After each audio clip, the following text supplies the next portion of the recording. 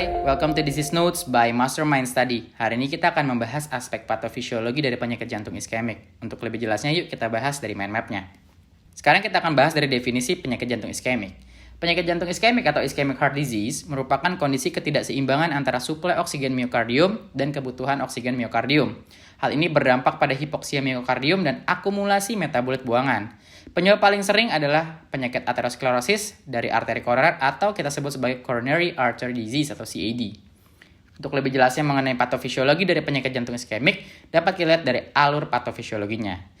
Nah, sesuai definisinya, kita mulai nih dari kurangnya suplai dan tingginya kebutuhan oksigen dari miokardium. Oke, kita mulai dari penyebab yang menurunkan suplai oksigen miokardium. Pada kasus pasien dengan anemia dan penyakit paru tertentu, ternyata dapat menyebabkan kadar oksigen menurun, sehingga suplai oksigen miokardium pun akan menurun. Laju aliran koroner yang menurun juga dapat menurunkan suplai oksigen miokardium.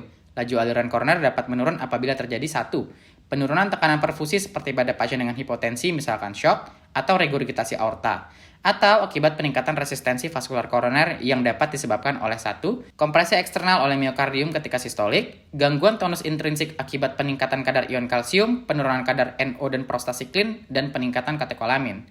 Atau terjadi aterosklerosis, serta dapat juga disebabkan oleh akibat disfungsi endotel yang dapat memicu vasokonstriksi, penurunan antitrombosit sehingga memicu aterosklerosis, dan penurunan NO dan prostasiklin yang memicu gangguan tonus intrinsik.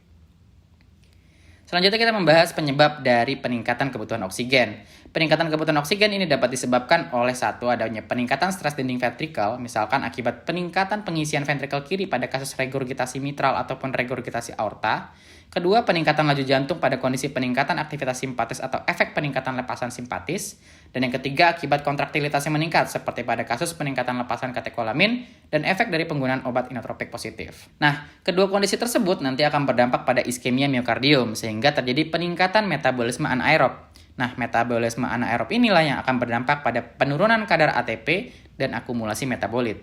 Ketika terjadi penurunan kadar ATP, maka akan menurunkan kemampuan kontraksi dari otot jantung. Hal ini berdampak pada pertama kontraksi ventrikel kiri menurun, sampai akhirnya menurunkan stroke volume sehingga terjadi penurunan cardiac output. Nah, gangguan kontraksi juga menyebabkan peningkatan tekanan diastolik ventrikel kiri yang bisa disebabkan oleh peningkatan volume diastolik akhir akibat penurunan stroke volume, dan dampaknya adalah peningkatan tekanan vaskular paru, maka pasien dapat mengalami sesak. Akumulasi metabolit dapat menyebabkan aktivasi saraf spinalis C7-T4 yang menyebabkan nyeri dada dengan distribusi dada kiri, rahang kiri, punggung kiri, lahar kiri, dan lengan kiri. Apabila akumulasi metabolit ini disertai gangguan transport ion, maka akan terjadi aritmia. Oke, itu merupakan pembahasan mengenai aspek patofisiologi dari penyakit jantung iskemik. Semoga bermanfaat. Thank you and see you next time.